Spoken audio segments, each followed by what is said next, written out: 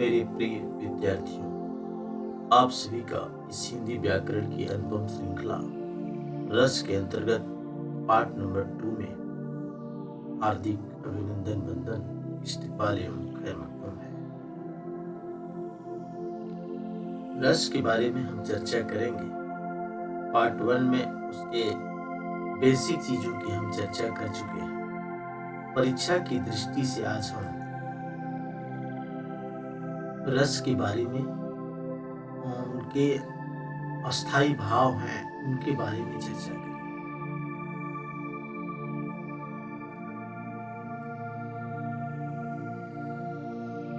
जैसे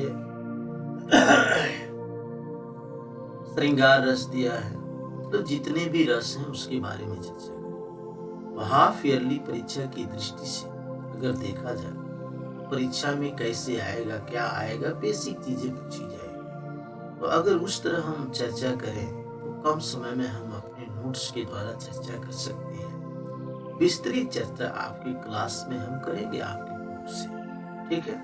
तो इस नोट से यदि हम चर्चा करें तो आपको समझना आसान होगा, हमें बताना आसान होगा और जल्दी से ये खत्म भी हो जाएगा।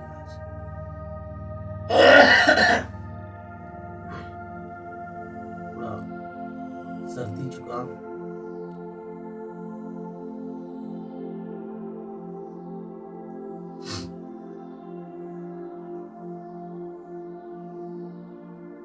रस। श्रृंगार रस का अस्थाई भाव रति होता है। श्रृंगार रस का अस्थाई भाव रति होता है। श्रृंगार रस का अस्थाई भाव रति। रति माने होता है प्रेम, ठीक है। जब कोई श्रृंगार करता है तो श्रृंगार के सौंदर्य को देखकर आदमी के अंदर एक अस्थाई भाव जागृत होता है, जिसको हम रति कहते हैं, प्रेम कहते हैं। करुण रस का अस्थाई भाव है शोक। जब कोई अपना सगा व्यक्ति मर जाता है, कुछ अनहोनी हो जाती है, तो लोग शोक में डूब जाते हैं। रौद्र रस का अस्थाई भाव क्रोध होता है। जब आदमी अस्थाई भाव क्रोध तब उत्पन्न होता है जब कोई ऐसी स्थिति पैदा हो जाती है जिसमें आदमी गुस्सा आ जाए और उसमें अस्थाई भाव क्रोध पैदा होता है। वीर रस का अस्थाई भाव उत्साह है। आदमी वीरता तब दिखाता है जब उसके अंदर अस्थाई भाव उत्साह का जन्म होता है।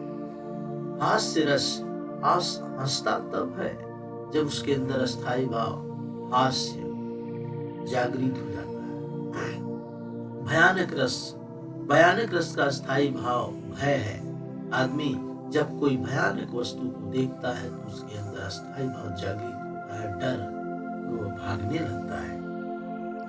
विभत्स का मतलब होता है घृणा।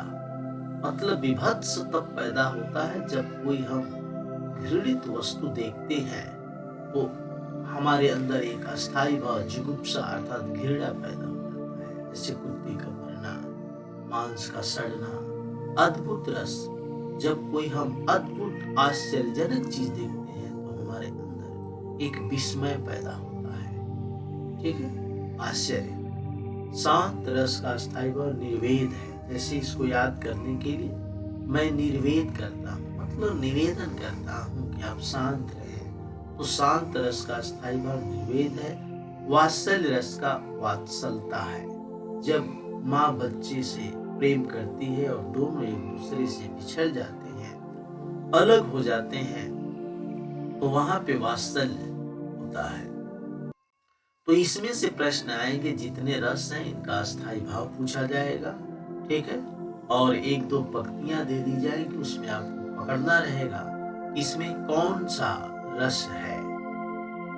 आइए थोड़ा थोड़ा चर्चा करते हैं। श्रृंगार रस, जब नायक नायिका के मन में एक दूसरे के प्रति उत्पन्न होकर विभाव, अनुभाव या संचारी भाव के योग से अस्थाई भाव रति जागृत हो तो वह श्रृंगार रस कहलाता है।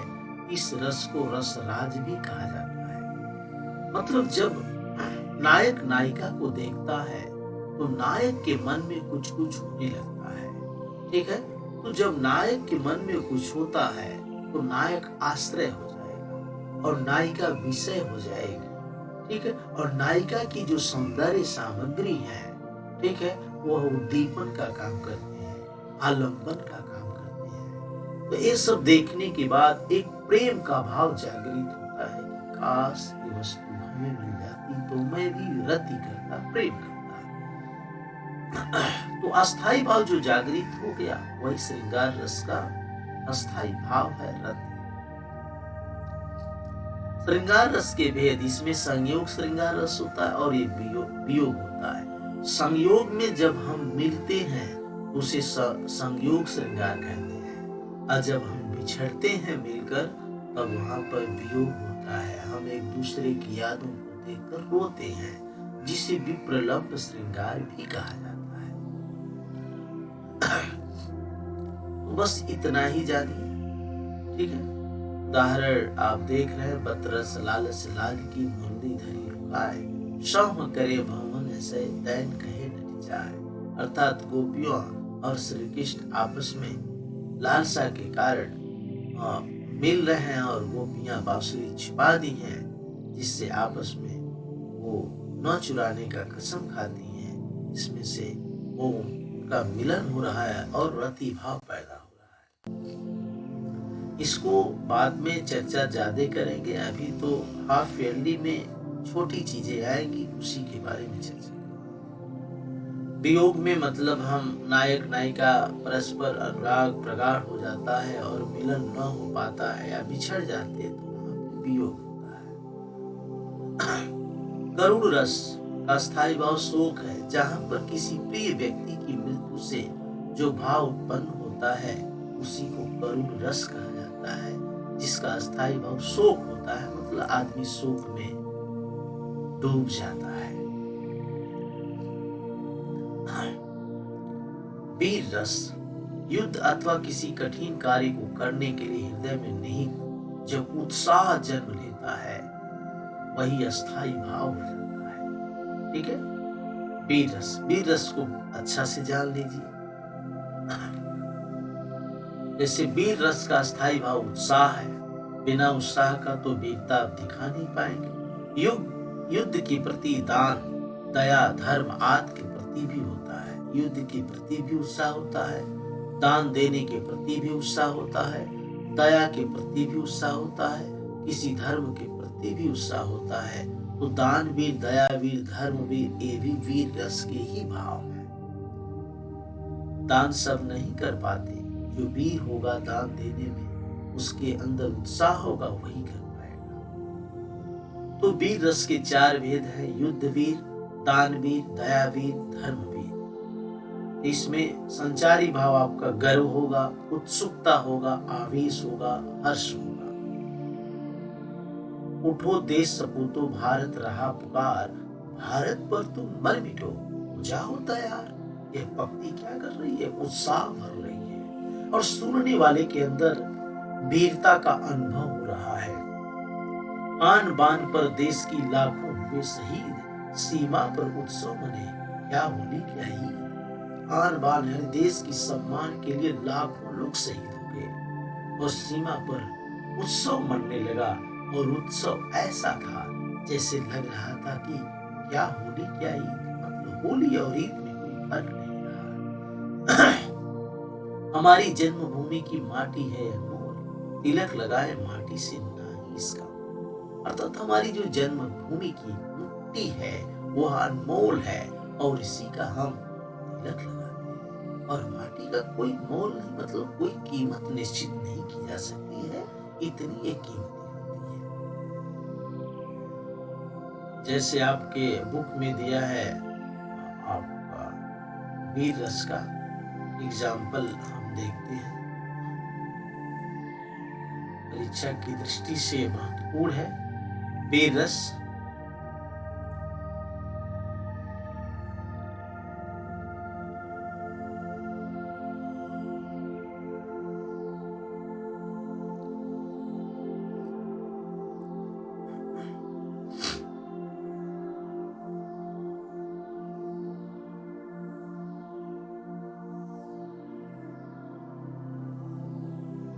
देखिए वीर रस की परिभाषा, मैं सत्य कहता हूँ, सखे सुकुमार मत जानो मुझे। यमराज से भी युद्ध में प्रस्तुत सदा मानो मुझे। है और की तो बात ही क्या, गर्व मैं करता नहीं। मामा तथा निजतात से भी समर में डरता नहीं। ठीक है, मैं सत्य कहता हूँ सके सुकुमार मत जानो मुझे। मैं सत्य बात कहता हूँ, हे सखी हे मित्र मुझे कोमल मत जानो। यमराज से भी युद्ध में मैं लड़ने के लिए तैयार हो सकता हूँ, और की तो बात ही क्या, इसीलिए तो मैं गर्व करता हूँ। तो इस तरह के यदि पंक्तियां आ जाएं और आपसे पूछा जाए इसमें कौन सा रस है, तो आप क्या बताएंगे? वीर रस है। ठीक है, मतलब उत्साह की बात आए, पढ़ने के बाद उत्साह जगे, ऊपर वहां पर क्या है? वीर रस है। तो ऐसी पंक्तियां परीक्षा की दृष्टि से पूछी जा सकती हैं, और आपको उन पंक्तियों को पढ़ने के बाद आपको जानना है। रौद्र रस, शत्रु या किसी दुष्ट अत्याचारी द्वारा किए गए अत्याचारों को देखकर, बड़ों की निंदा सुनकर मन में एक प्रकार का क्षोभ उत्पन्न होता है, जिससे क्रोध करते हैं। ठीक है, आप रौद्र रूप धारण कर लेते हैं, गुस्से में बहुत कुछ कहने लगते हैं। कब? जब किसी आपके पापा को कोई गाली दे, तो आप इसको सहन नहीं कर पाते और आपके अंदर क्रोध का अस्थायी भाव जन्म लेता है, तो आप रौद्र रूप धारण करते हैं। या कोई किसी पर अत्याचार कर रहा है, तो उस अत्याचार को देखकर आपके अंदर एक अस्थायी भाव आता है। बात समझ में आ गई? उस काल मारे क्रोध के तन कांपने उनका लगा, मानो हवा के जोश से सोता हुआ सागर जगा। उस समय क्रोध से तन उनका कांपने लगा। कोई ऐसी वस्तु देखे होंगे जहां पर कोई अत्याचार कर रहा होगा, और मानो ऐसा लग रहा था कि जोर से सोया हुआ सागर जग गया है। हास्य रस, काव्य में किसी की विचित्र वेशभूषा, चेष्टा, कथन या कोई स्टेटमेंट सुनकर आपके अंदर हंसी उत्पन्न हो जाती है। ठीक है, एक अस्थायी भाव हास्य जन्म ले लेता है, उसी को हम हास्य रस कहते हैं। अनुरागी पेट की गति समझे नहीं कोई, जय तो भोजन डारियो तय तो ऊंचे हो। यानी पेट की गति को कोई समझ नहीं पाता है, जितना भोजन डालते जाओगे उतना ही ऊंचा होता चला जाएगा। तय तो ऊंचे होए फूलकर होवे तंबू, हाथ फेर कर मुख से बोलो हर हर शंभू। यानी जब ऊंचा हो जाए तो उस पे हाथ फेरो तंबू की तरह हो जाता है, और मुख से बोलो हर हर शंभू। इस पंक्ति में हंसी का भाव उत्पन्न हो रहा है। भयानक रस, जब किसी भयानक दृश्य को देखते हैं तो आपके अंदर एक डर उत्पन्न होता है, वही डर आपका अस्थायी भाव है। लंका की सेना तो कपि के गर्जन रव से कांप गई, हनुमान के भीषण दर्शन से बिना सही भाग गई। ठीक है, लंका की सेना, कपि माने बंदर, बंदर मतलब हनुमान के गर्जन से कांपने लगी, और हनुमान का जब भीषण दर्शन हुआ तो बिना सही भाग गई। लंका की सारी जनता डर गई। जब तो हम लोग इस भीषण हनुमान गर्जन से और उनकी आग से सारी लंका जल जाए, भय पैदा हो। विभत्स रस, सड़ी हुई लाशें, दुर्गंध आदि को देखकर अनुभव करके हृदय में जो घृणा पैदा होता है, जुगुप्सा जिसे कहते हैं, उसी को घृणा भाव उत्पन्न हो जाए तो वही विभत्स रस होता है। घर में लाशें, बाहर लाशें, जनपद पर सड़ती लाशें, आंखें निरसन से यह दृश्य देख मुझ जाती उठती हैं श्वासें। मतलब लाशों को देखकर, जनपद सड़कों पर देखकर, सड़ती लाशों को देखकर मुंह बंद कर लिया जाता है, सांसें घुटने लगती हैं, श्वासें नहीं निकल पा रही हैं, जा भी रही हैं, उसमें घृणा पैदा हो रहा है। क्या है? जुगुप्सा है, घृणा है। अद्भुत रस, किसी असाधारण या अलौकिक वस्तु घटना को व्यक्ति जब देखता है तो हृदय में आश्चर्य भाव उत्पन्न होता है। अद्भुत का मतलब, अलौकिक का मतलब जो कभी आपने देखा नहीं, असाधारण का मतलब कभी आपने देखा नहीं। ठीक है, वहां क्या होता है? आश्चर्य का भाव उत्पन्न होता है। इसलिए अद्भुत रस का अस्थायी भाव क्या है? विस्मय। विस्मय माने आश्चर्य होता है। देख यशोदा शिशु के मुख में सकल विश्व की माया, क्षण भर को वह बनी अचेतन ही न सकी। यानी यशोदा माँ शिशु के, कृष्ण के मुख में संपूर्ण विश्व को देख लिया, और जब देख लिया तो क्षण भर वो अचेतन हो गई, कुछ बोल न सकी। मेरा बेटा इतना बड़ा है। शांत रस। संसार की नश्वरता, ईश्वर की सत्ता का ज्ञान हो जाने पर सांसारिक मोह माया के प्रति ग्लानि वैराग्य सा हो जाता है। इस वैराग्य भावना को निर्वेद कहते हैं। निर्वेद ये शांत रस कहलाता है। यानी कि मोह माया की दुनिया से छुटकारा मिल जाए, खुदा के संरक्षण में चले जाए, ईश्वर की पूजा करने लगे, तो वहां पर क्या होता है? अस्थाई भाव, शांत उत्पन्न हो जाता है, जिसे हम निर्वेद कहते हैं। तो शांत रस का अस्थाई भाव निर्वेद। वात्सल्य रस। माता पिता का संतान के प्रति जो स्नेह होता है उसे वात्सल्य रस कहते हैं। ठीक है। किलकत कान गुटुरवन आवत, मणिमय कनक नंद के आंगन बिंब पकड़िबय धावत। यानी कृष्ण के बारे में बताया जा रहा है। कृष्ण अपने छोटे छोटे पैरों से चल रहे हैं और उसको चलते हुए देखकर माँ यशोदा में वात्सल्य उत्पन्न हो रहा है, प्रेम। वात्सल्य रस के भी दो भेद होते हैं। जैसे श्रृंगार के दो होते हैं, वैसे वात्सल्य के होते हैं। श्रृंगार में भी एक संयोग श्रृंगार होता है, एक वियोग होता है। जब हम मिलते हैं तो संयोग श्रृंगार, और बिछड़ते हैं तो वियोग करते हैं तो वियोग श्रृंगार। वात्सल्य में भी जब माँ अपने बेटे से मिलती है तो संयोग वात्सल्य होता है, और जब दूर होती है तो वियोग वात्सल्य होता है। इस तरह आपका ये रस है। बस इतना यदि आप पढ़ लें तो जो हाफ ईयरली में जो पूछा गया है इसमें से ही आपको आ जाएगा। बस इतना समझ लें। वीर रस की उदाहरण को आप एक बार देख लें। ठीक है, कि वीर रस का कैसा उदाहरण आपके बुक में दिया है। एक पंक्ति दे दी जाएगी और उसमें पूछा जाएगा इसमें कौन सा रस है। ठीक, वीर रस, भयानक रस, जो भी होगा आप लिखेंगे। और अस्थाई भाव, प्रत्येक रस का अस्थाई भाव आप याद कर लें। श्रृंगार रस का अस्थाई भाव, करुण रस का अस्थाई भाव, मतलब सबका याद कर लें। ऐसे ही प्रश्न पूछे जाएंगे। बाकी जो बोर्ड से संबंधित है उसमें भी ऐसे प्रश्न पूछे जाएंगे, लेकिन बोर्ड के दृष्टि से अब क्लास में पूरी तरह से चर्चा की जाएगी। अच्छा से आपको पढ़ाया जाएगा, रुचि पैदा करके पढ़ाया जाएगा। कुछ ट्रिक भी आपको बताया जाएगा कि परीक्षा की दृष्टि से आप क्वेश्चन को छोड़ ना पाए। तो इस हिंदी व्याकरण की अनुपम श्रृंखला में अभी बहुत कुछ बाकी है। वक्त है आपसे विदा लेने का, लेकिन विदा लेने से पहले मैं आपको कहना चाहूंगा कि अब रस यही समाप्त होता है। हाफ ईयरली के दृष्टि से आप खुद अब इतना पढ़ लेंगे। हाफ ईयरली में बस जितना इस पार्ट नंबर 2 में पढ़ाया गया उतना ही आएगा। ठीक, तो नेक्स्ट वीडियो में हम अब मिलेंगे एक ब्रेक के बाद। जय हिंद, जय